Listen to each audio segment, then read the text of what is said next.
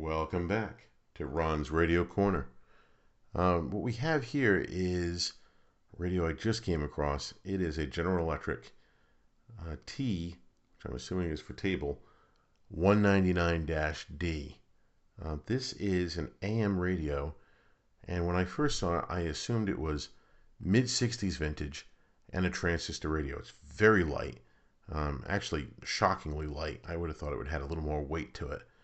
But when I went and tried to fire it up without even peeking behind the fiberboard panel, it took a little while to warm up and then suddenly started to play. And at first I thought it just didn't work.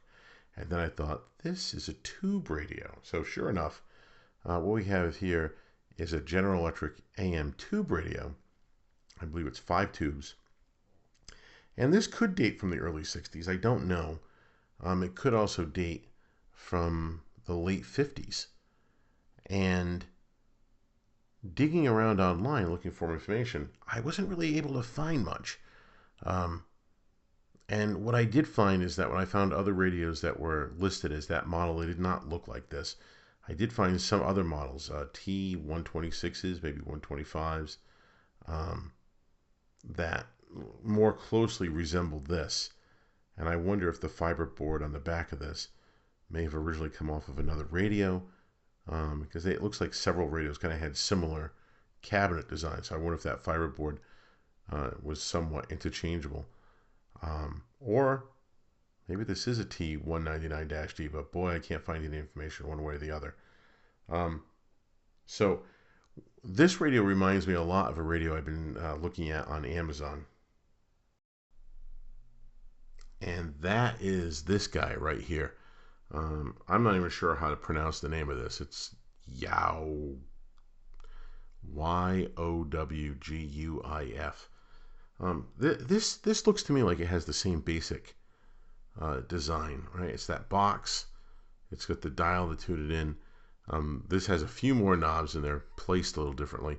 But so I'm not saying that this is a clone of the other one, but I think this is sort of inspired by radios like this General Electric.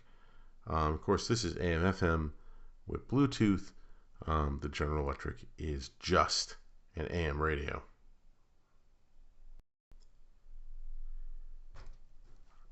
One of the things that really shocked me about this radio is how light it was when I picked it up.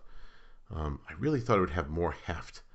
And when I finally did open it up and clean out some of the dust that was inside, this is what I saw. So what you're looking at here is, right there, sort of in the middle, there is the speaker. Not quite, levelly mounted, but there's the speaker. To the right of that, there's the volume knob, the on-off. And to the left, there's the circuit board mounted at an angle. And you can see there's grooves in the plastic on the bottom of the cabinet and on the side. And the circuit board just slides in there at that angle. You can't see it in this shot, but there's you can see where the knob connects, so you can tune.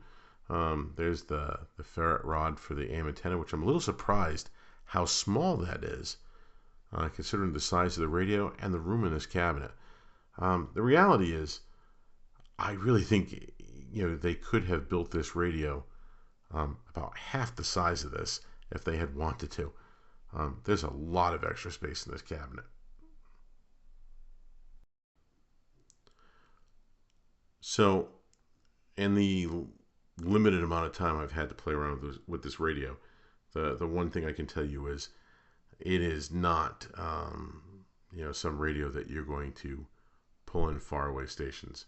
I don't know if that's because this is now a unit that's, 60, 65 years old, or, and maybe it would benefit from being serviced and maybe having some components replaced. Or the reality is, this was always a radio that was good for the local stuff, but, not really much else.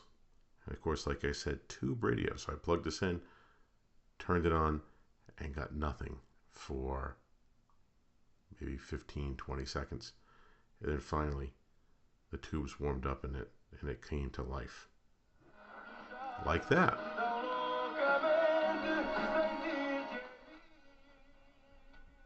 So, what I can tell you is, I can pull in the locals. I'm not pulling in, much beyond that.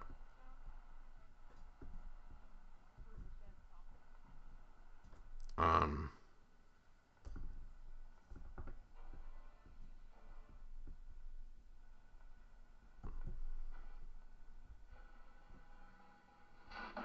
Did you know that your largest investment asset might not be your retirement account or home? I'm Kay Jackson, CEO. so, I paused for a second so I could turn it off without you hearing a little bit of a squelchy squeal when I do that.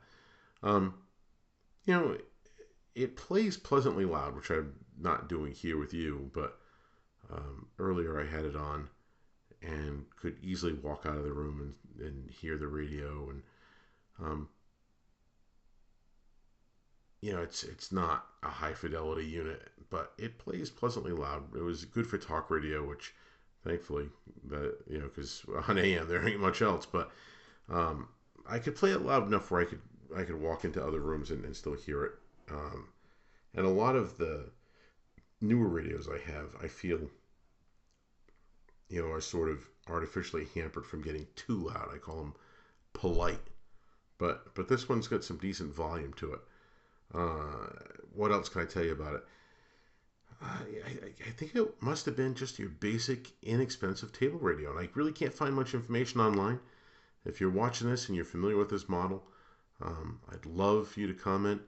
I have a feeling that it's not a T199-D, despite that being what the label says in the back.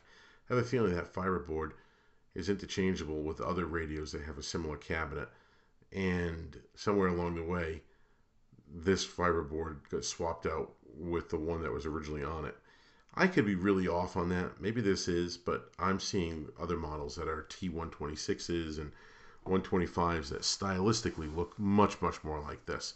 Uh, I think this is the type of radio that would have maybe been in your office, your den, maybe your kitchen counter. Maybe it made its way out the garage. Um,